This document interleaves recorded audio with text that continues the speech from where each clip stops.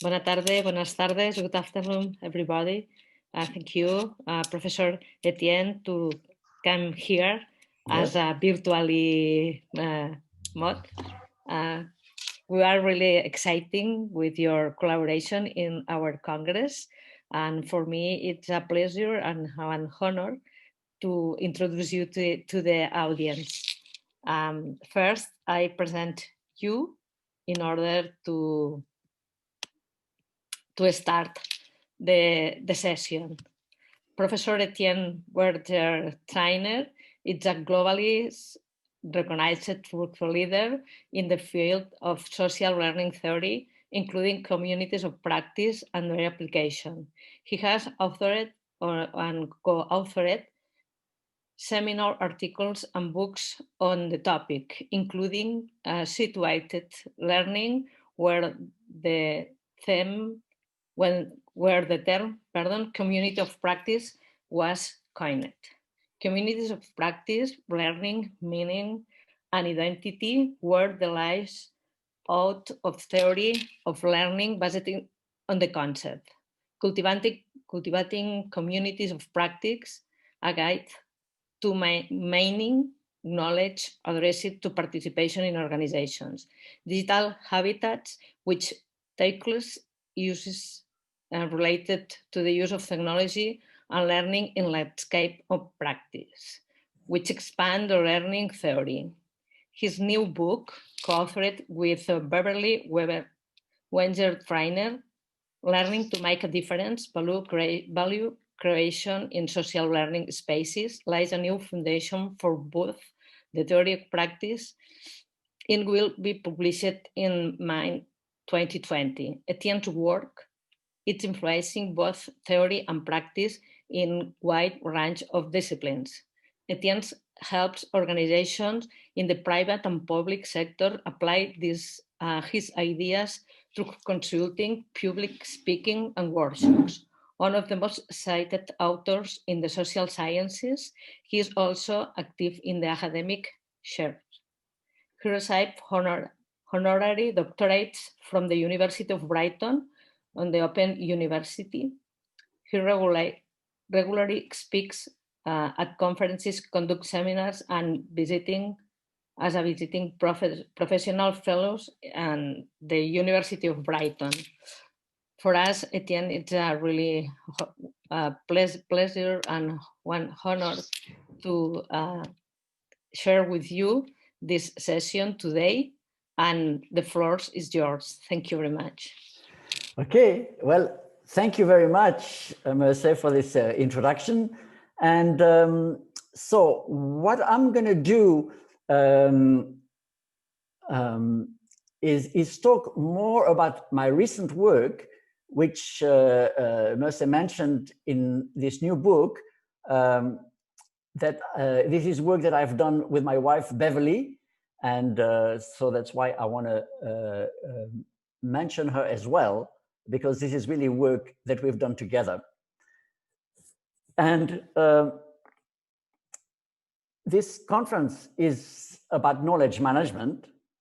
And really, my work has been used in knowledge management, but I don't consider myself a knowledge management person, both in my work on theory and in my consulting work.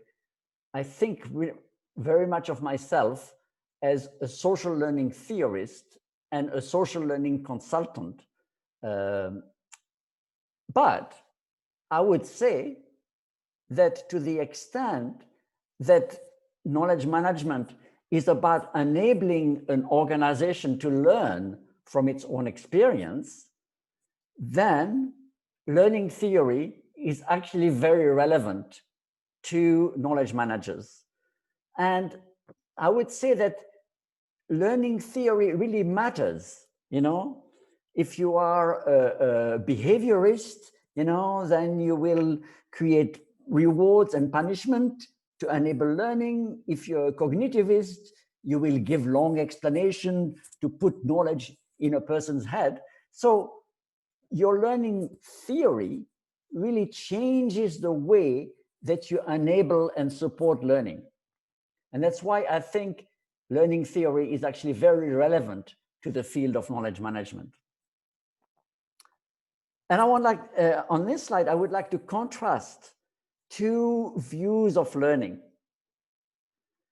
One view of learning that you see on the left in this lecture theater is learning as a transmission of certainty,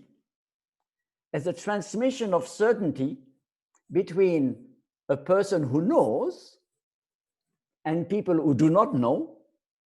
And learning is a transmission of this certainty, this knowledge, from that person to the others. On the right-hand side of the slides, you see a different context for learning. These are actually people who were brought together by the World Bank. They are head of treasury in Southeast Asia, and they are discussing with each other how to deal with the central bank. You don't have to worry about the detail of exactly what they are talking about. What they are talking about is a problem they all have that is not that easy to deal with in these countries. They cannot really learn from the Netherlands or from Canada. They are better learning partner to learn together how to deal with that issue. And here, learning is really the mutual engagement of uncertainty. So on the left-hand side, learning is an exchange of knowledge driven by the certainty of the person who gives the lecture. On the right-hand side, learning is a mutual engagement that is driven by the uncertainty that everybody has about how to deal with a specific problem. And today, I would like to invite you to move from the left-hand side to the right-hand side and to start thinking of learning in that way. As a quick reminder, I'd like to summarize how this learning theory has evolved over time. So in the first phase of the theory, I would say that the theory went through 3 phases. Actually, I think now we are in a kind of 4th phase, but really the theory went through 3 phases up to now. And the first phase was when the term community of practice was first coined. And it was in the context of studying apprenticeship, traditional apprenticeship. In this example, I was working with an anthropologist who had studied apprenticeship among tailors in West Africa. And we were looking at apprenticeship to try to rethink learning together. And apprenticeship is often thought of as a relationship between a master and a student. But if you look in practice, a lot of the learning does not happen with the master. A lot of learning happens because learners observe what's going on, or if they have a problem, they don't go to the master. That's too imposing. They go to another apprentice who is a bit ahead of them, and they say, how do you do that? So the learning was taking place not just with the master, but with the whole community around the master that shared the practice, in this case, the practice of making clothes. So we call that a community of practice. And this is how the term was born, to give a name to that process of learning by entering a community and becoming over time a full member of the community when people see that you are ready to cut the fabric, which is a very dangerous thing if you make a mistake. So this is really where that theory was born, by observing the importance of that community to serve as a curriculum for the apprentice. Then there was a phase 2. In phase 2, we started to see communities where there were no masters. There were just people helping each other. The picture that you have here is a group of internal auditor in Eastern Europe and Russia who were learning how to become internal auditor in post-Soviet countries where the function of internal auditing did not exist. They only had external inspectors. And so it was a new function that they had to learn how to implement in these countries. So it's a function that existed in the US and in Europe, but it didn't exist in those countries. So implementing this new function was a problem that they share, and nobody knew how to do it, not even the experts from Europe. And so they were working together, and it was a learning partnership to develop a practice that did not exist. So they were inventing the practice on the fly, and there was no master. So a limitation of the phase one was that there has to be a master. In phase two, the learning partnership can happen among peers without a master. And this is when the concept of community of practice really entered the field of knowledge management, because companies said, that's interesting. Maybe we should develop, promote these kind of communities among our engineers, among our salespeople, so they can learn with each other how to be good engineers, be good salespeople. And, you know, I mean, it was a little revolutionary, because traditionally in organization, learning was something, or the management of knowledge was something that happened vertically through management. And here, organization was saying, okay, well, maybe people should talk to each other directly. And it was interesting, because these were units that were not managed in the traditional way like a team. They were really self-organized, and it was a new way of thinking about how knowledge and learning existed inside of an organization. Then there was a third phase in the development of the theory, because a limitation of the phase two was that you thought of learning as happening within a community of practice. You look at one community of practice at a time. But actually, a lot of the learning has to happen across communities, across practices. The picture that you have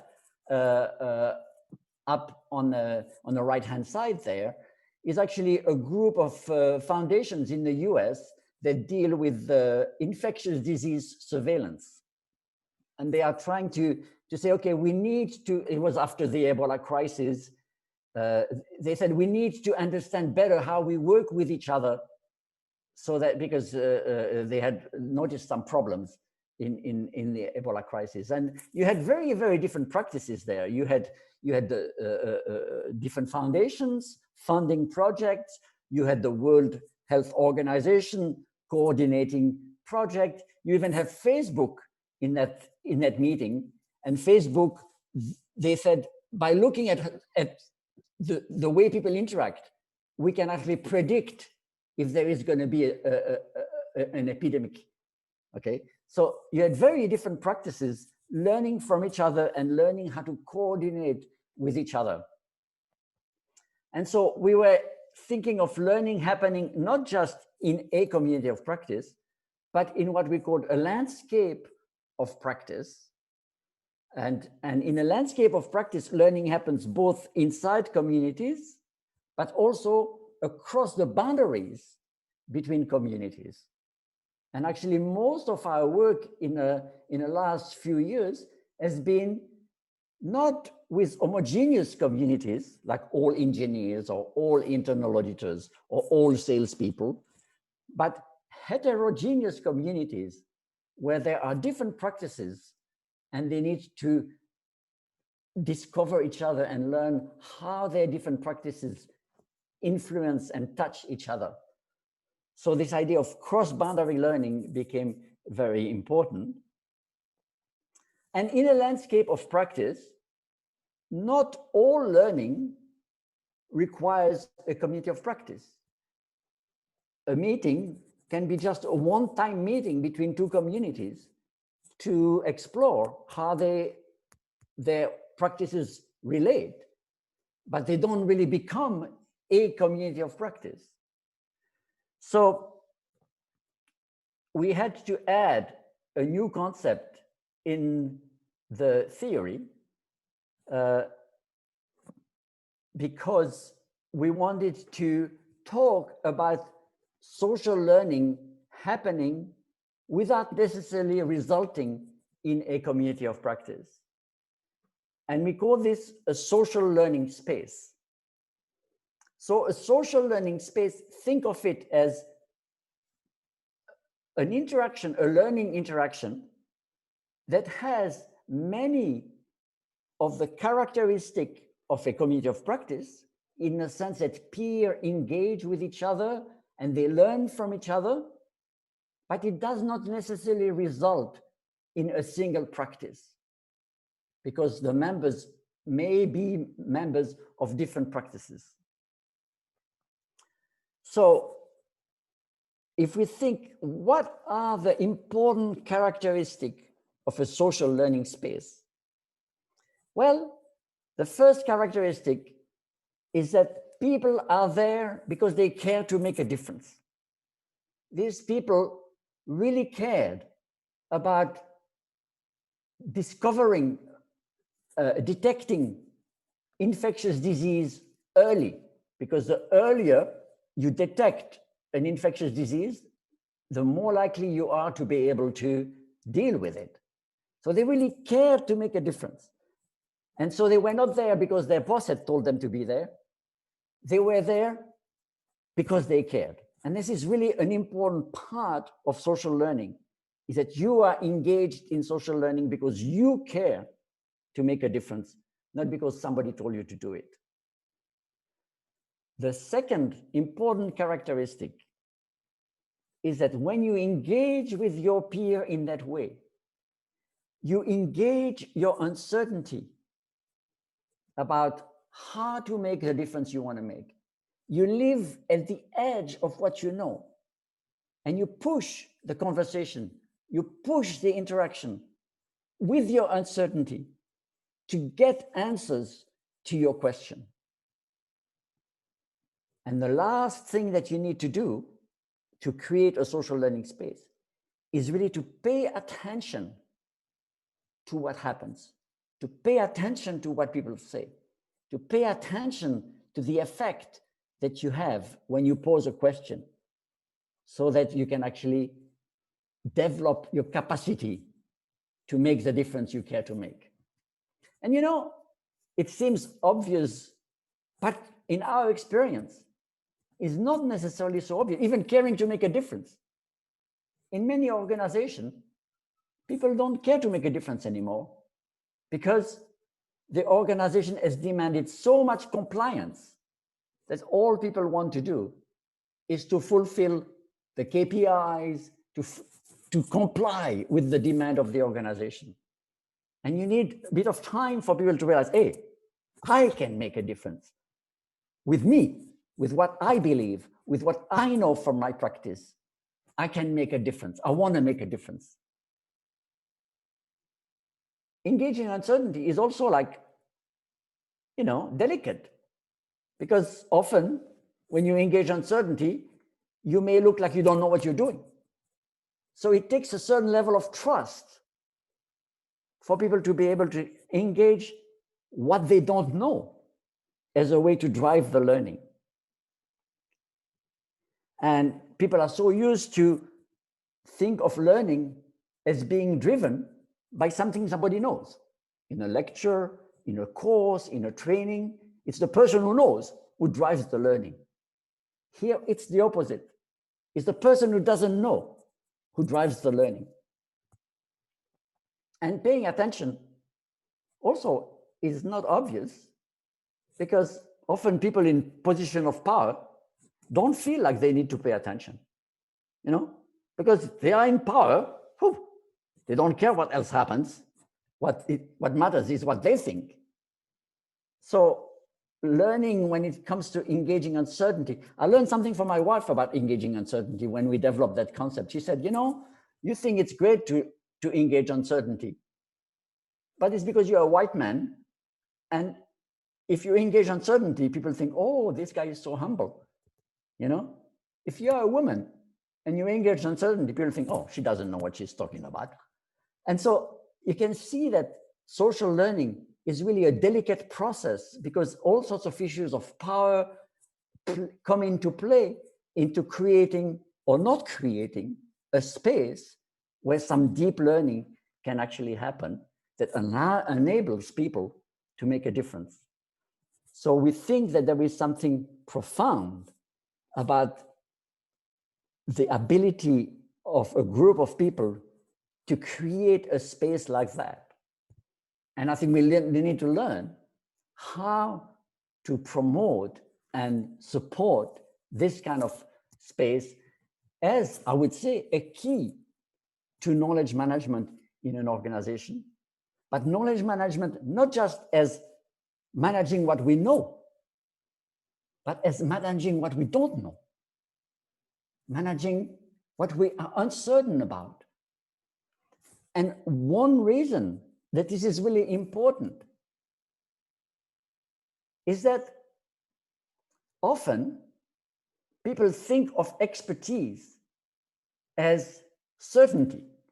Experts know, and therefore they go around the world applying their certainty. But our work with a lot of practitioners presents a very different picture.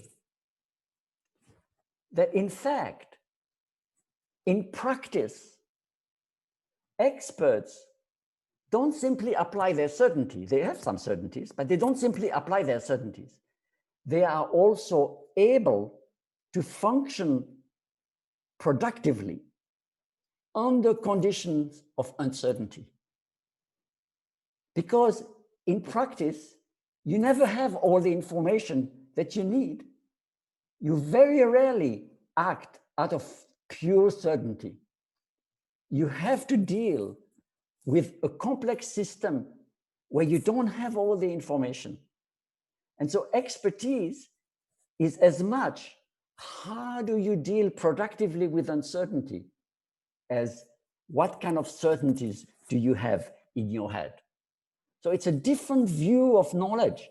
And we think that in fact, knowledge management as a field would benefit a lot from including that view of knowledge into the theory of the field, as much as, okay, best practice and how do you document best practice and so on and so forth, as if certainty was the key to knowledge, when in fact, managing uncertainty is also a key to knowledgeable behavior in the world.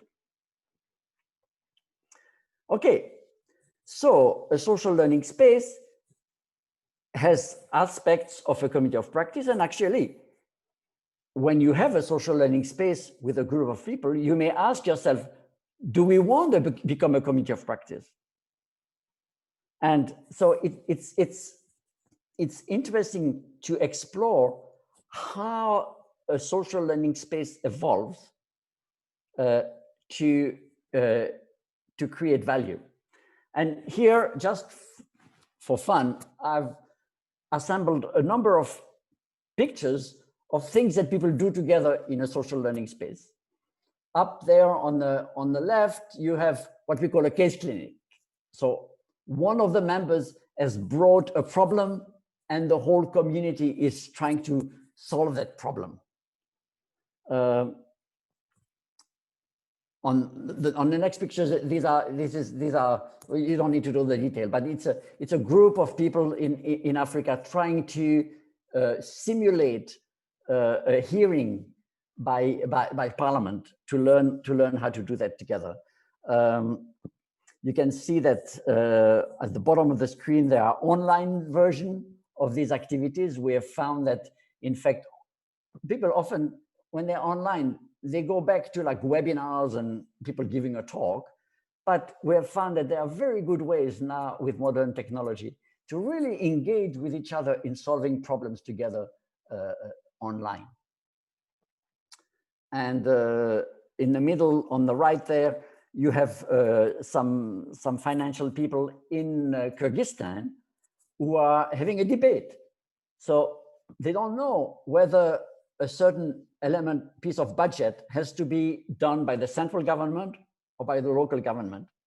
And so we did like a high school debate where two teams had looked at the arguments on both sides, and they were arguing. You can see the two teams in the middle at the debate table, and then the rest of the team behind them supporting them. So it's a game. It's a game to allow people to disagree and to allow people to look at both sides of an argument.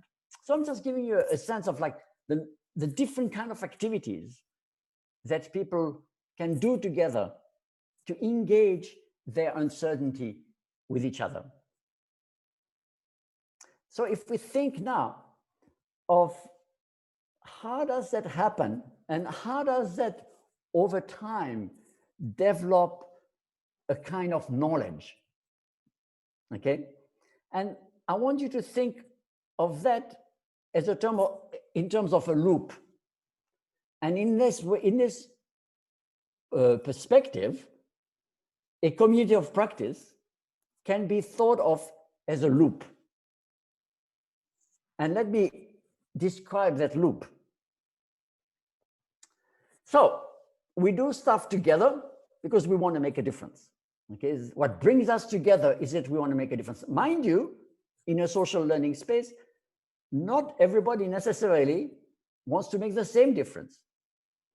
You can have an epidemiologist and a climate scientist who have a very good engagement with each other, helping each other understand what each other thinks and what each other needs to do, even though they are in completely different practices and trying to make a difference.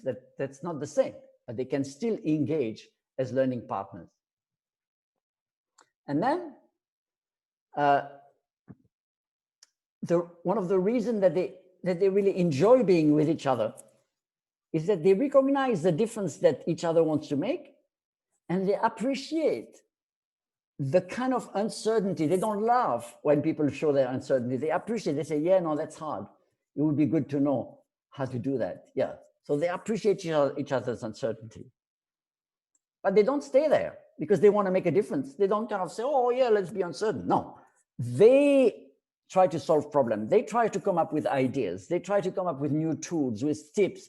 They develop friendships that they can even use outside of the space. So they get a lot of stuff out of that interaction. And often in people's mind, learning stops there. You have a test, the knowledge has been made into your head, and that's it. But for us, learning does not stop there. People go back into their practice and they try to put these ideas to use. They develop new practices. They do things differently. And then they see the effect. Is it working or is it not working? Sometimes it is working and sometimes it is not. Sometimes an idea looks great when you start, but when you get into practice, it's not good. So you see the effect. Is the idea good or bad? But what's really important is whether the thing worked or not, you bring it back. You bring it back to your learning partners and you discuss what worked and what didn't work. And that closes the loop. And think of it, and then it starts again. And think of it over time as a continuous loop that allows people to improve their practice, to improve what they do, and to improve their chance to make a difference. And this is what we call social learning, that kind of loop. And over time, if that loop works well, you start having a community of practice because people are sharing an understanding of what needs to be done. So this is what we mean here by a complete loop of social learning. So let me share a little story with you. This is the story of Phunchok, and Phunchok is someone we worked with. She is from Bhutan, but she belongs to a network about how to develop the capacity of local government in South and Southeastern Asia. So it's a big network that is supported by the Swiss Development Corporation to help government, local government, develop their capacity. And she is in Bhutan, and in Bhutan, she has a local network dedicated to increasing the representation of women in local government. So for her, this is what she really wants, the difference she really wants to make is to have more women represented in local government. And in 2015, the network organized a visit to Bangalore to visit a project where they also were trying to involve more women in government. And she said they fell in love because they recognize each other as partner in crime, you know, partners who wanted to do something that was important to them, and they felt a great rapport and sympathy. And one thing that really interested them is that in Bangalore, they had a very specific strategy depending on where you were in the election cycle. So in Bhutan so far, they had simply developed, spoken with women and trained women. But in Bangalore, they had very specific strategies, depending if it was just after an election, in the middle between two elections, or just before a new election. And so they thought, wow, this is a very interesting idea. We could do something like this in Bhutan. And so they went back to Bhutan, thought about what they had seen in Bangalore, started to see how they could do it in Bhutan, because they were just before an election. They also talked to local election officials to tell them what they were trying to do, to actually give them some gender training. And they focused on the women who had a potential to be elected, and really train them to pass the literacy test and to know how to handle an election. And as a result, 80% of the women that they dealt with were able to pass the literacy test that you needed to pass to even stand for election. And the representation of women actually doubled in local government. So that's an interesting story, because what it reveals is really the value of that trip that they took to Bangalore. And actually, when we were at a meeting of that network, Phunchok told that story to the rest of the network, and everybody was very interested. How did you do that? How did you speak to local election officials? How did you do this training? They wanted to know all the details of how she had done it, and everybody learned a lot from that story. And for us, this kind of story has become central to the way we think about social learning.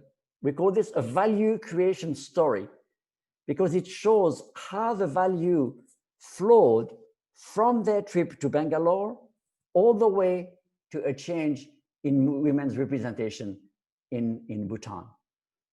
So these value creation stories have now become central. But to understand how this story becomes a vehicle for learning, it is useful to go into a bit more detail about how this story is constructed. So let me now analyze this story in some detail. First, what the story relates is why they felt like they really wanted to pay attention to what people were doing in Bangalore, to what that other project were doing, is that they felt a great rapport. They fell in love. That ability to connect, that ability to discover each other as learning partners, we call this immediate value. That's the value of the interaction itself. That's the value of participation itself.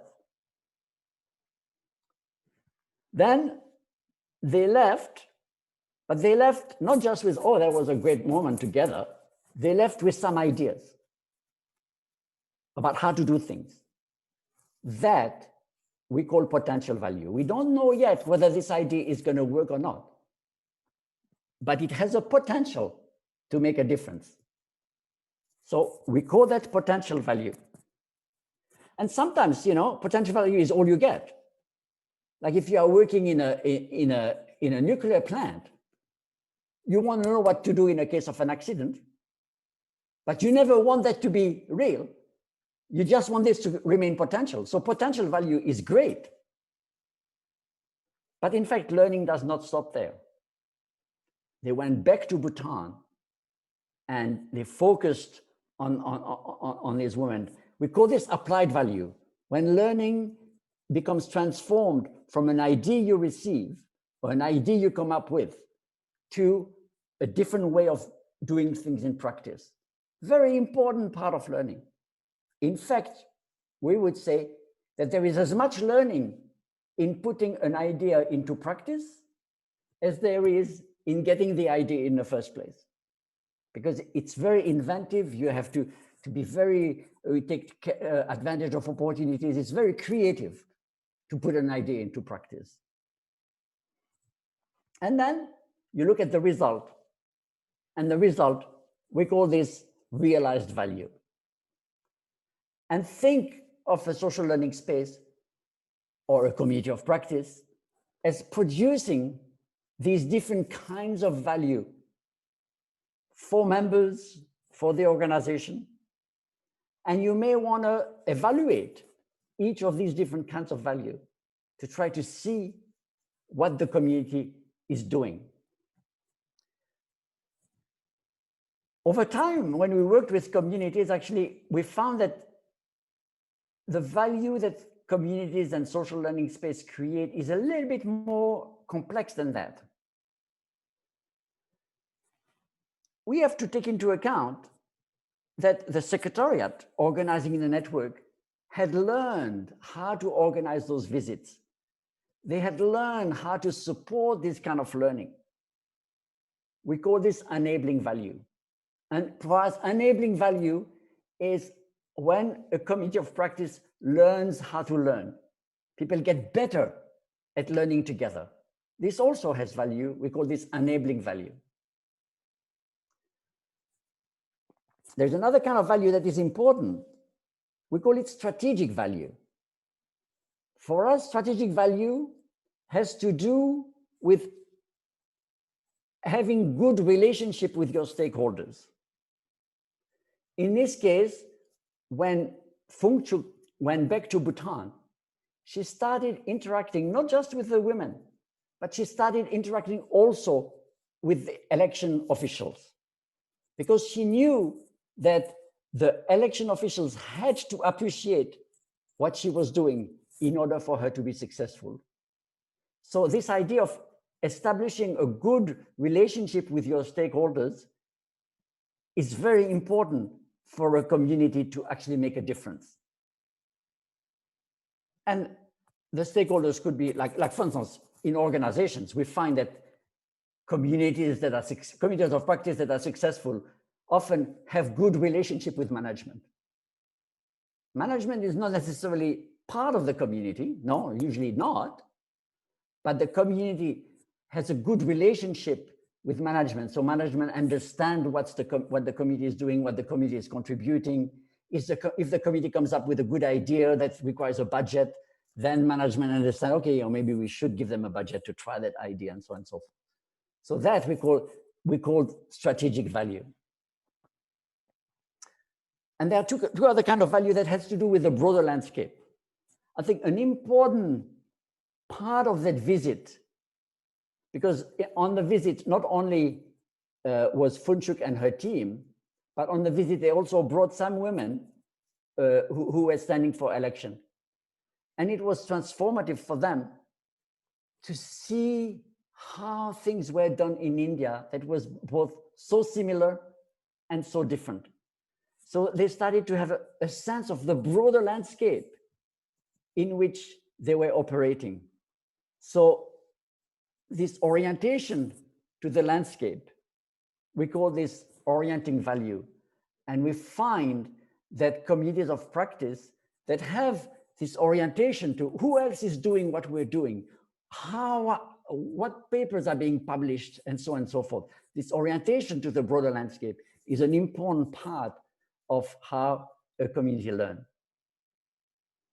And the last element of value that we want to mention is what we call transformative value.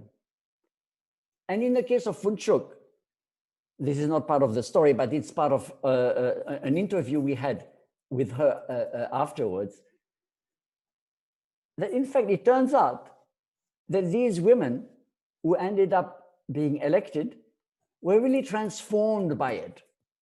They were transformed as women. They saw themselves as role model for younger women. They were much less ready to put up with abuse. So there was a transformation that for them went beyond simply getting elected. It was also a transformation of their identity as women in that context. And perhaps, we don't know yet because we don't have the data, but it could also transform the culture, a culture that is very patriarchal. And it could be that over time, having more women elected will actually transform the broader culture. So this effect that goes beyond what you're just trying to achieve, but has an effect on the culture, on people's identities, and so on and so forth. We call this transformative value. And this is our framework for thinking about learning, social learning spaces, communities of practice, in terms of the value that they create.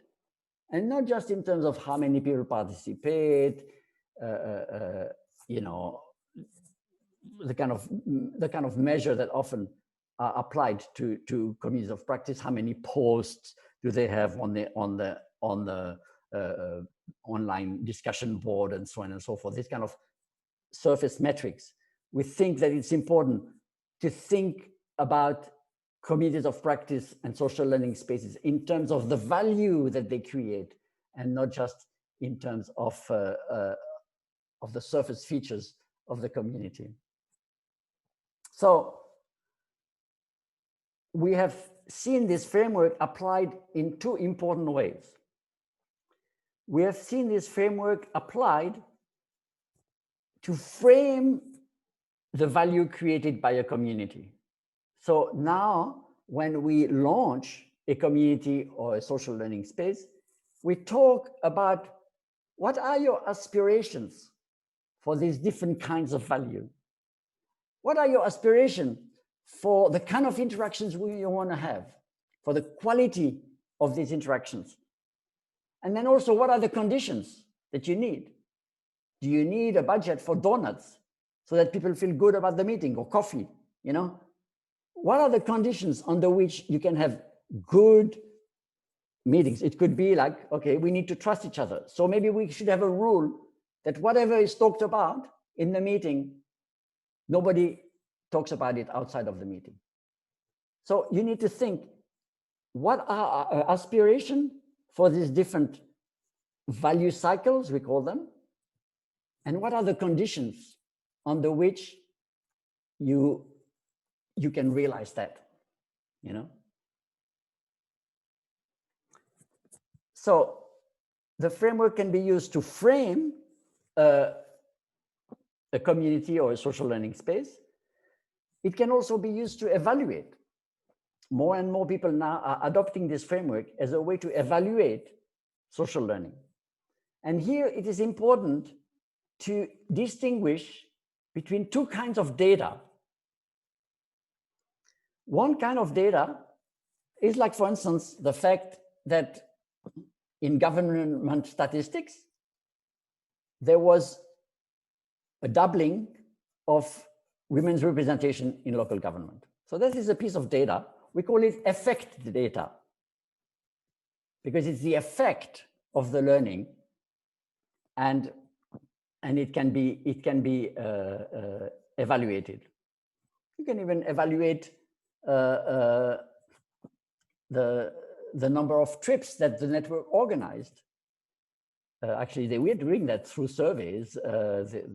They had organized, I think, 12 trips a year, you know, and I think 80% of people said that they got something really valuable and important out of these networks. So you can even evaluate potential value, but it's not enough when you are talking about something as complex as a community to simply look at effect data.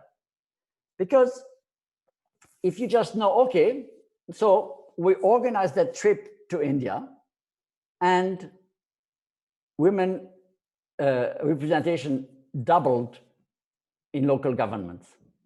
If you just have those two pieces of data, it's hard to believe that it was that trip to India that made the difference. And that's why we think that to do proper evaluation in complex systems like this, you need to have what we call contribution data. And contribution data takes the form of stories. It takes the form of the kind of story that Funchuk told that was in the slide before.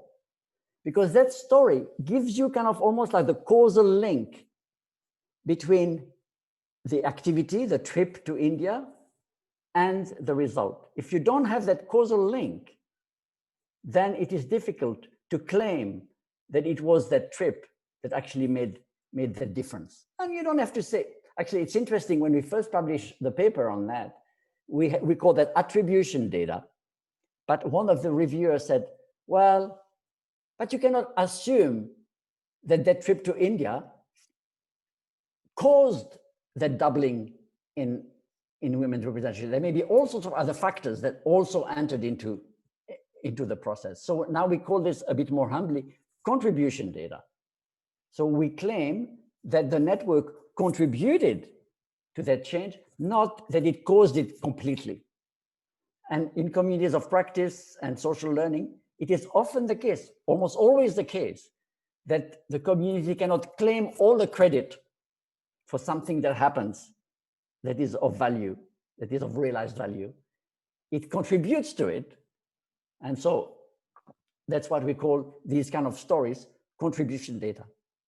And we claim that a good, robust evaluation of a community of practice will include a combination of these two kinds of data because they complement each other.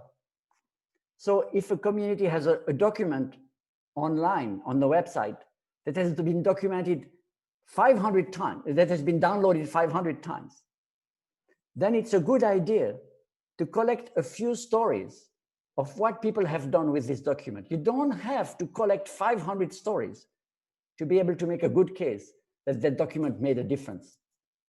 But that number 500 and a few stories about what people have done with the document together form a good claim that that your community has contributed something to the organization or to the ability of members to make a difference.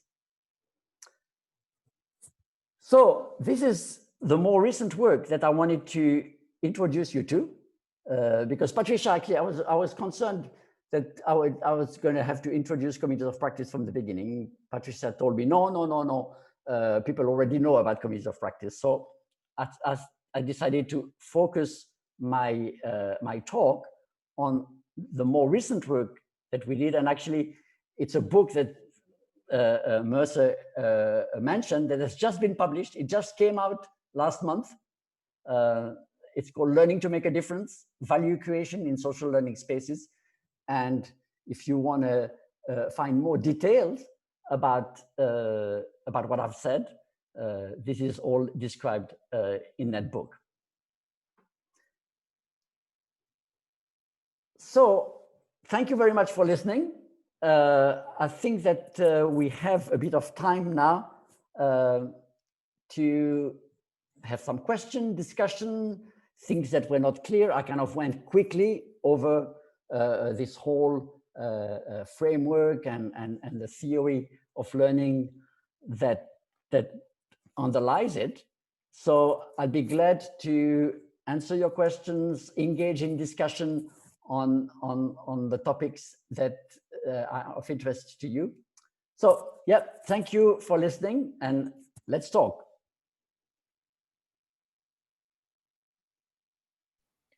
Okay, thank you, Etienne.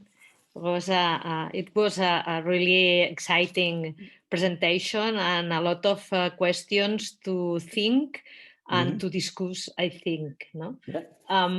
Some people make more reflections than questions. And in that sense, I explain more or less the reflections in Spanish, and Silvia translate to you, because I think will be easier for me and for you. Okay. Thank you. Okay. Bien, gracias por las reflexiones que habéis hecho en el chat. Algunas son realmente profundas y complejas, y por tanto voy a intentar resumir las ideas fundamentales que planteáis, y le vamos a traducir al profesor Etienne vuestros puntos de vista, ¿no?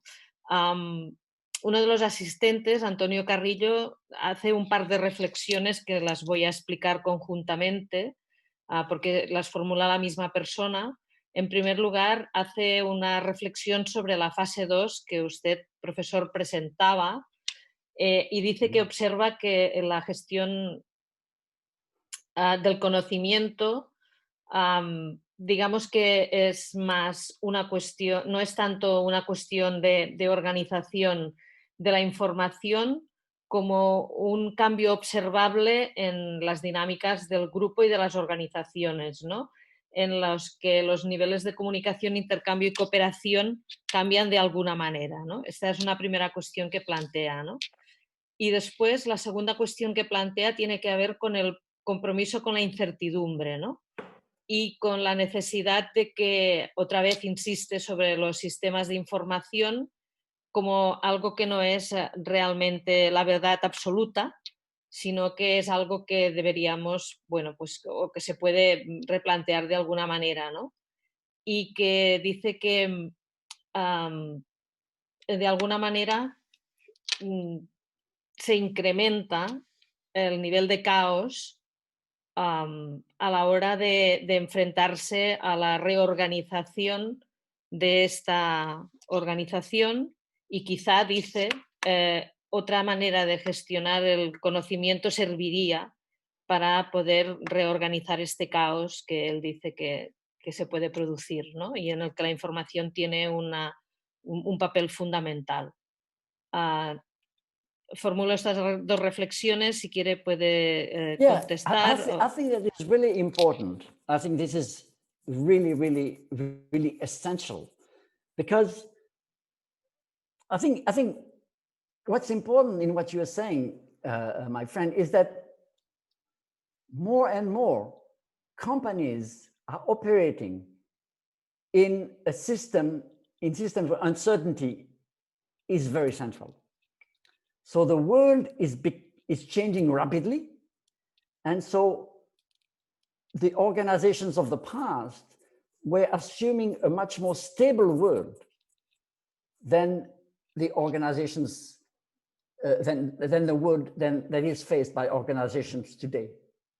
And so I think that what is interesting about what you're saying is that, yes, it is absolutely true, and I would emphasize this very much, is that the key to facing that uncertainty, one key, there are many other keys, there's like big data search and all that stuff, but one key to addressing the uncertainty and the instability of the world in which organization functions is to change the dynamics of interrelationships of people in the organization.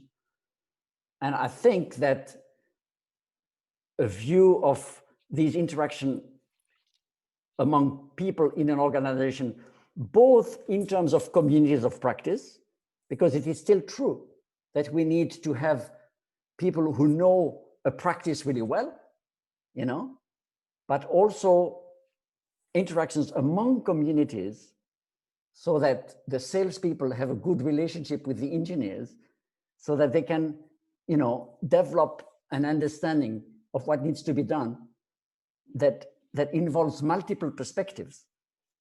And so that ability to engage both within your community to really deepen your practice together, and then this ability to engage across communities,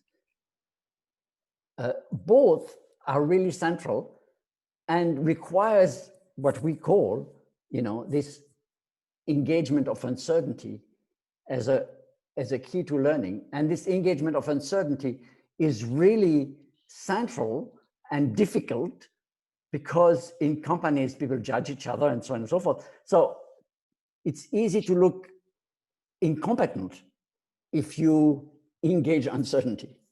So I would agree with you completely that we need to have a theory of knowledge that allows people to engage with what they don't know as well as what they know.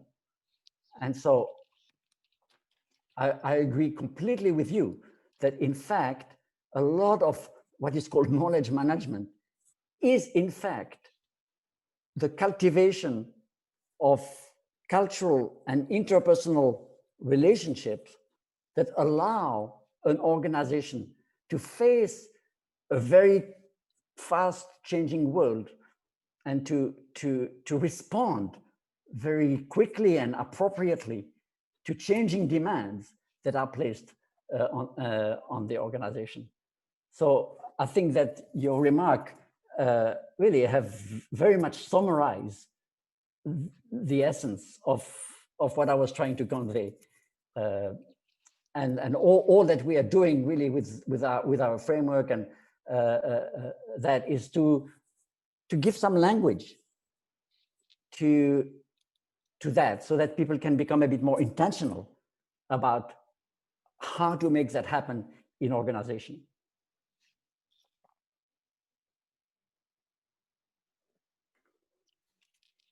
Bien, thank you, Etienne. Another question is otra cuestión, bueno, pregunta reflexión en este caso. Nuria Fabra dice que quizá deberíamos avanzar un poco más allá de la incertidumbre e incorporar otro concepto que ella incorpora en su reflexión, que es la complejidad. No solo la incertidumbre, sino la complejidad. Desde la perspectiva de que el mundo no tiene una sola perspectiva y una sola visión, sino que tiene diferentes visiones en función de quién pone la atención en lo que estamos analizando o lo que pretendemos aprender, ¿no? Y que dice que quizá la cuestión sería afrontar la resolución de problemas desde esta perspectiva de un análisis complejo, incluyendo diferentes miradas y acciones y actores en cada una de las situaciones y digamos que para intentar huir de una visión endocéntrica, ¿no? Que solamente desde el propio individuo y para tener una visión más social. Yeah, I cannot agree more. Actually, we would say that the engagement of uncertainty as a mode of being in a learning partnership is exactly a response to the recognition of complexity and to the recognition that the world is not fully knowable with certainty by any individual or by any single practice. So, yeah, I have not talked about complexity very much because I'm a learning theorist, I'm not a complexity theorist. but in some sense, what I was trying to present is almost like a learning response to the recognition of complexity. And so if you have a complexity-informed view of the world, then always keeping a little grain of uncertainty in the back of your mouth is the proper response. To know that what you know is only a little piece of the picture. And so when I say engage uncertainty, I don't mean that certainty is not valued, you know? There can be certainty, but certainly just informs what you're doing. It's not the guide of what you're doing. And so think of the world as a complex system and think about the attitude of a person who recognizes that complexity and say, what is the proper way to be in a world that is complex like this? And so we think that this engagement of uncertainty is the learning response to a recognition of complexity. And in fact, it's always been like that, you know. When I was saying that experts, practitioners are good at producing productive decisions and productive actions under conditions of uncertainty. In fact, it's because the world is always more complex than what any person knows.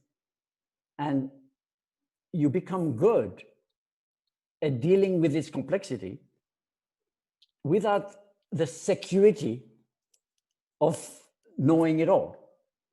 And then if you translate that into social learning, then that engagement of uncertainty becomes a complexity-driven way of making social interactions productive of good learning. So I don't know if this makes sense. But certainly complexity without the complexity language and the complexity theory language is all over the place, all over this learning theory. Bien, gracias. Otra reflexión, en este caso de Carme Bonet, perdón. Ella dice que para ella lo contrario de incertidumbre no es la certidumbre, es la presencia, la consciencia, la responsabilidad y en cualquier caso que el espacio de aprendizaje social lo ve como una oportunidad de ser corresponsables en el progreso de una especie o de una comunidad.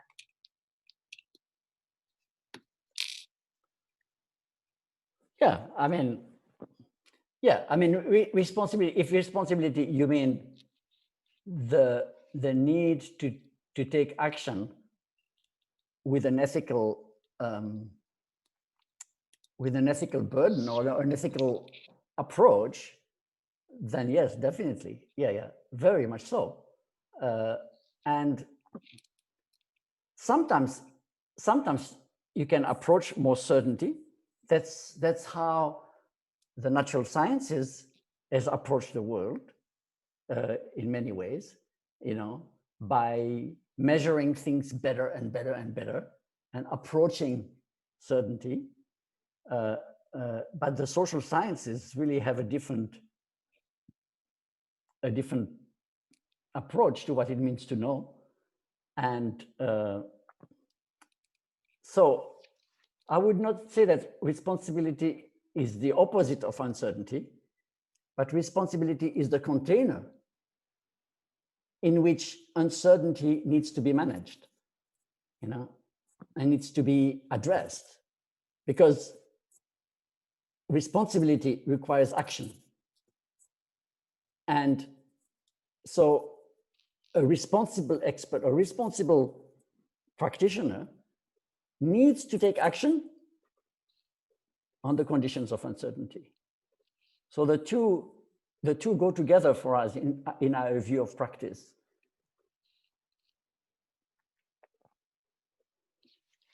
Bien, otra reflexión alrededor de la incertidumbre, es el tema estrella de la sesión. Enrique Sorribes dice, la incertidumbre en el contexto laboral activa los estados emocionales que inciden sobre el rendimiento organizacional, tanto desde la perspectiva individual como desde la de los equipos de trabajo. I'm not sure. Can you repeat that? Because I'm not sure that I understood it. Sí.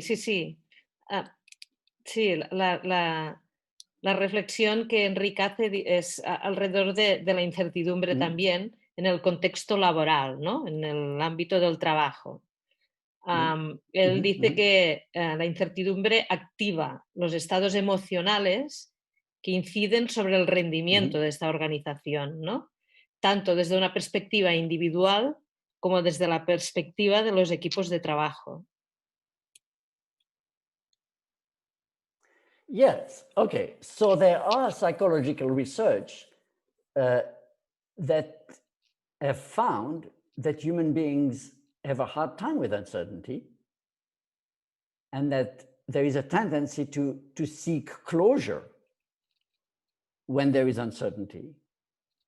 And so what we're saying is that social learning in some sense requires emotional work and identity work to be able to sustain this state of uncertainty long enough to make progress.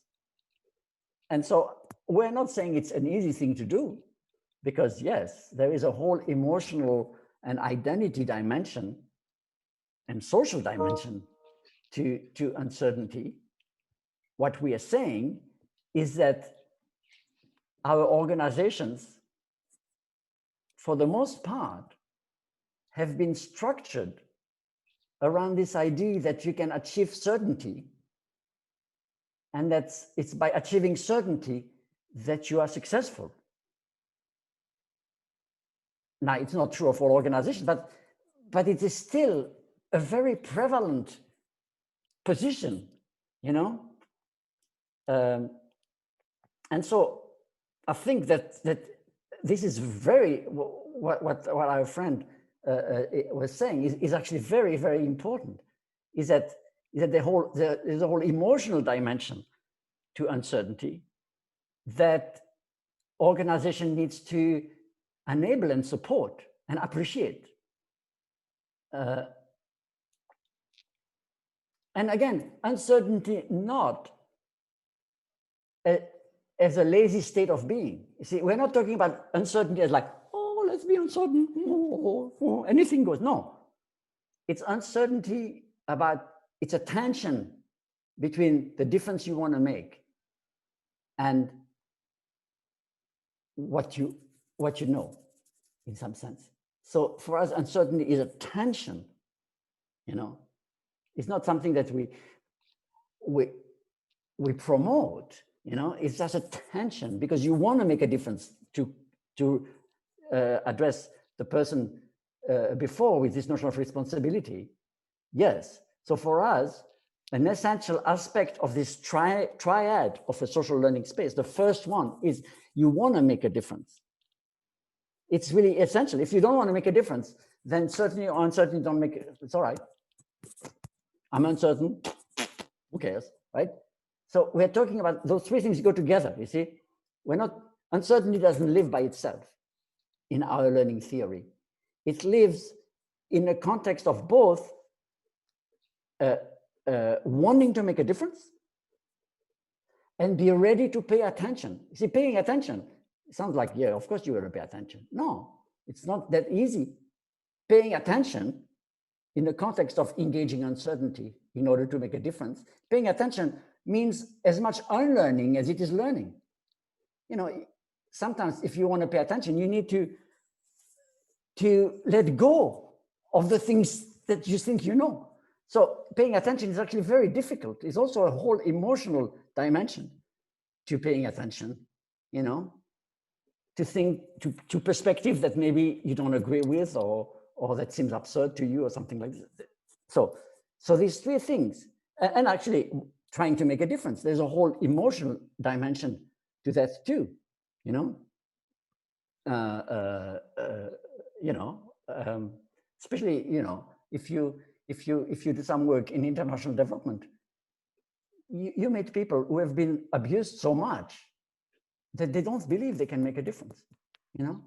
And you need to do a lot of work emotionally for people to even see the glimpse that they could make a difference, you know.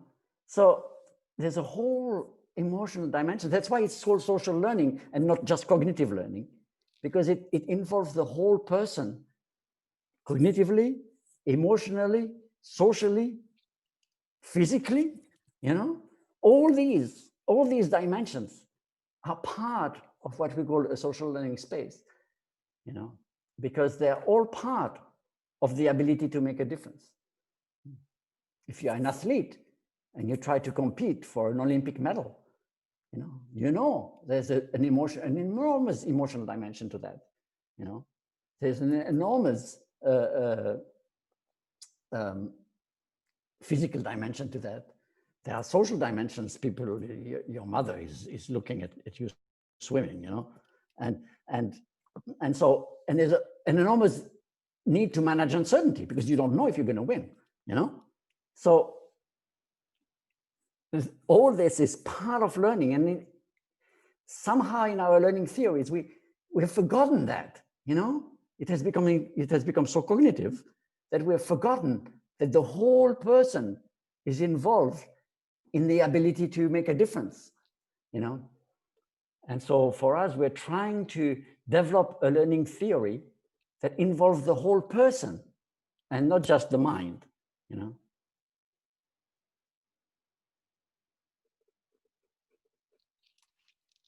Thank you, Etienne.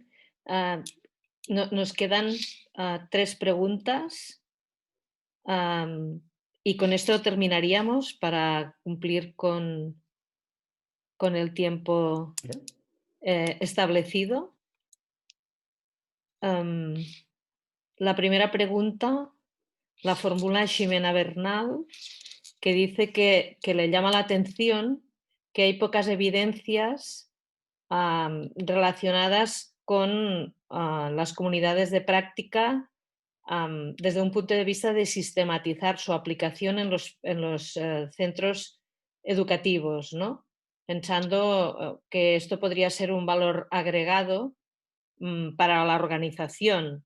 ¿Qué nos faltaría para poder recoger estas evidencias y tenerlas, ¿no?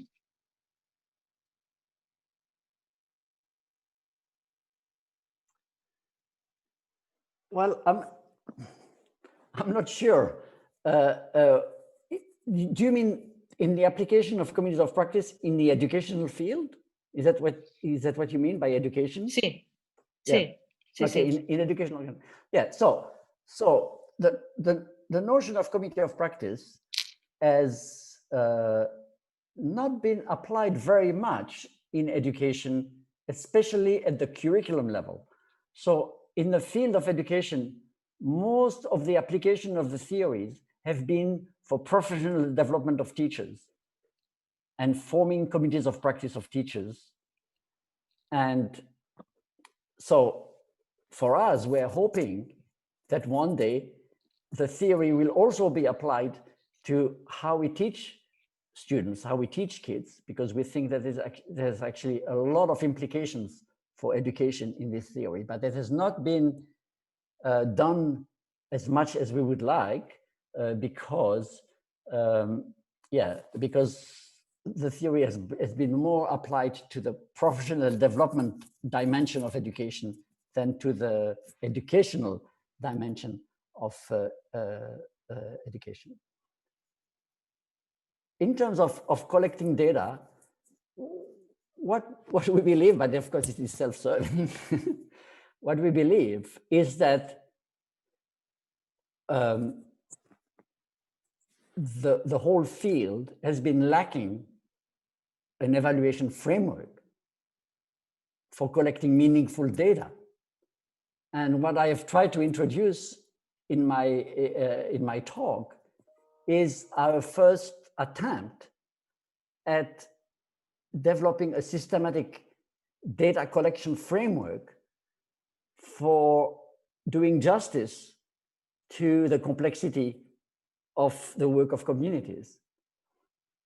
So yes, I don't think we have been very good at collecting data, and I think one of the reasons is that we haven't had very good frameworks, because traditionally in research, the way that you collect data and the way that you assign causality is by control of variables, is by having a control group.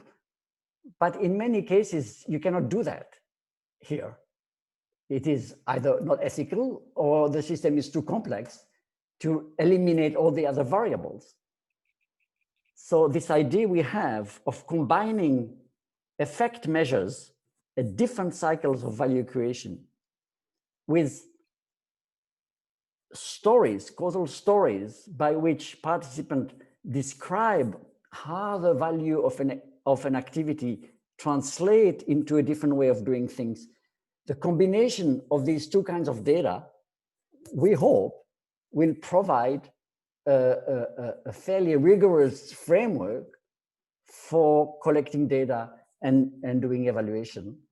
And so that's our hope, that it will, because that framework has the advantage that it is fairly intuitive. When you present that framework to members of a community, they kind of say, yeah, no, that's true, we do that. Yeah, I can see that. So they are more likely to give you the kind of data that you need because they understand the framework that you use to collect and analyze data. So we are hoping that our book is going to make a difference in that sense, and it's going to encourage both practitioners and academics to start collecting robust evaluation data to show the effect of communities of practice on the world. So that's our hope. We have seen the beginning of that, but it's only a beginning. Bien, otra pregunta que formula Ana Huertas tiene que ver con, ¿usted cree que se necesita una intervención externa a la hora de crear las comunidades de prácticas? Dice la segunda parte de la pregunta, porque parece que nos falta mirar un poco más allá de nuestras organizaciones para asumir la responsabilidad de crear estas comunidades de prácticas. So that's a really interesting question. Now, it is important to clarify that communities of practice and social learning spaces have existed in human societies long before this theory was developed. So long before we had the term, these things already existed. So these things existed naturally, spontaneously, without any kind of intervention, right? Now that the term becomes part of the discourse, for instance, in organization, there is a question of like, can we intervene? Can we make that happen? And, you know, the question is, if you had asked me that question 30 years ago when we first started this work, I would have said no. I would have said, don't touch those things. They are completely in the control of members. Let that happen. But as a consultant, I've seen many organizations do intervention. I've seen many organizations intentionally say, okay, we need a committee of practice on this practice. So that means it can be done, but it has to be done with utter respect for the self-organizing nature of the of these communities. So in the end, it's like if you're a gardener, you know, a gardener, you can plant a piece of lettuce where you want it to be. But whether that piece of lettuce is going to have to do its own growing. You cannot pull on the leaves or whatever. You have to just give it enough water and enough sunlight, but the lettuce is going to grow itself. Okay, the community of practice is just like that. You know, you can sometimes intentionally start a community of practice, but in the end, it has to be in the hands of the members what it becomes. Okay, so, and what was the second question again? No, la segunda pregunta era si se tenía que salir un poco más allá de las 4 paredes o de los muros de la organización para conseguir esto, pero más o menos ya lo has contestado, ¿no? Yo creo que Okay. has contestado lo que decía, ¿no? Steven Wallace hace una pregunta, la formula en inglés, te la voy a decir directamente. How do you manage the decline or death of the community of practice? Social learning spaces in organization, or should we always try to maintain it alive? Yeah, no, I think communities of practice are living things and they will die when their time is come, you know? So I don't think communities of practice need to go on life support with a breathing machine, you know? So I think it's good to just let them die when they've done their job. When they are no longer useful, then they should die. Sometimes you know, there are problems that need to be addressed because people don't have time and stuff like this. Some communities die of a premature death for different reasons, but that communities of practice come and go is a natural thing. So I would say don't keep a community of practice on life support if the members don't find any value in it anymore.